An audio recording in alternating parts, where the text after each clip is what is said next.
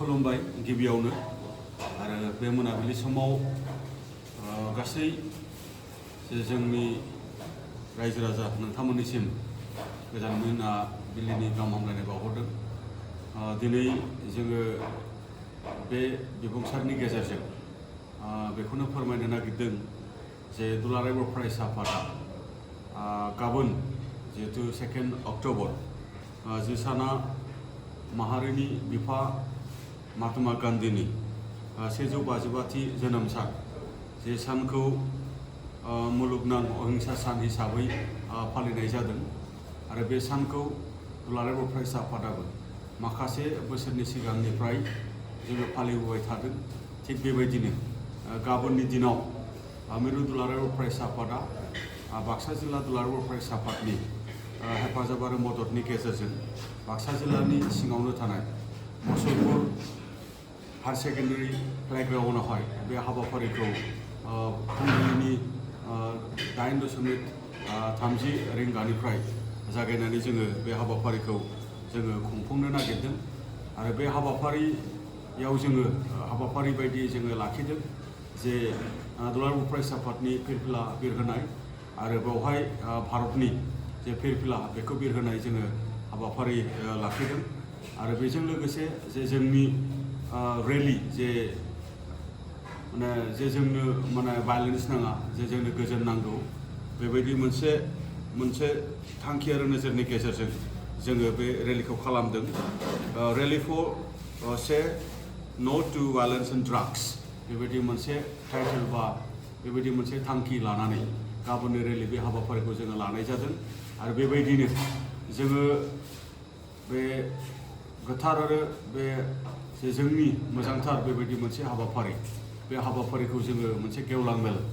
बे हाबाफारिनि गेजेरजों जोङो आरोबाव जोङो मेहेर गोनांसिन खालामनो नागिरदों।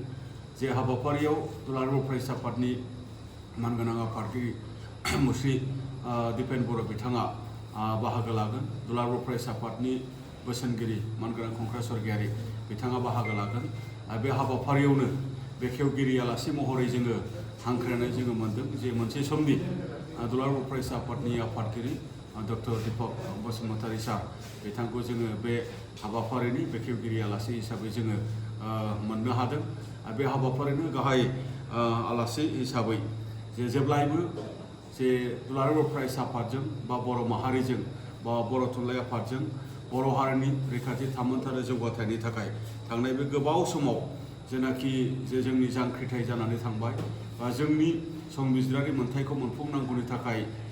जे जोंनि खामानि मावनाय बा जोंनि सोमावसारनाय बेवहाय जोंजों गोलाव सम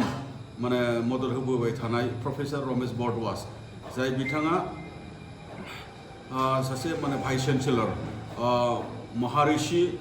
वाल्मीकि संस्कृत इउनिभार्सिटि हारियानानि आरो बिथाङा सासे रिनाउन्ड गान्धीयान, बिथाङा गोदान दिल्लीनि, बिथांखौ जोङो गाहाय आलासि हिसाबै गाबोननि बे हाबाफारियाव जोङो हांख्रायदों आरो बे हाबाफारियावनो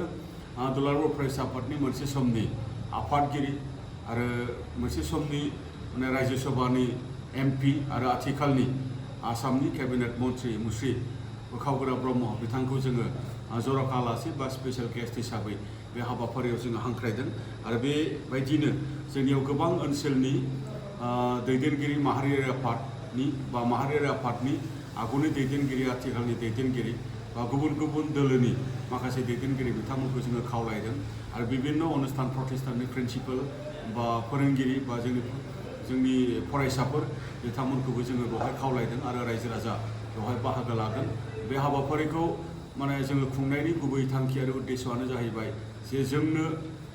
जोंबो हारिखौ जौगानांगौनि थाखाय बा हारिखौ जोङो गोजौ फारसे लांनांगौनि थाखाय महात्मा गान्धीनिनो जेनाखि सानस्रि, बे सानस्रिखौ जोङो मोजां मोननानै बिथांनि सानस्रिया जोंनि हारि दानायाव मदद खालामनो हागोन, जोंहा बेबायदि मोनसे फोथायनाय दङ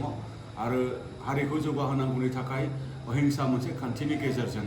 डेम'क्रेटिक मोनसे वेनि गेजेरजों जोङो फैबाय थानाय समाव जे जोंनि मोननांगौखौ बिख'नाय बा जौगानांगौनि थाखाय जिखिनि खामानि मावनाय बा जे जोंनि रेभलिउसन बा जोंनि जेनाखि हाबा मावनाय बेखौ जोङो डेम'क्रेटिकेलि जोङो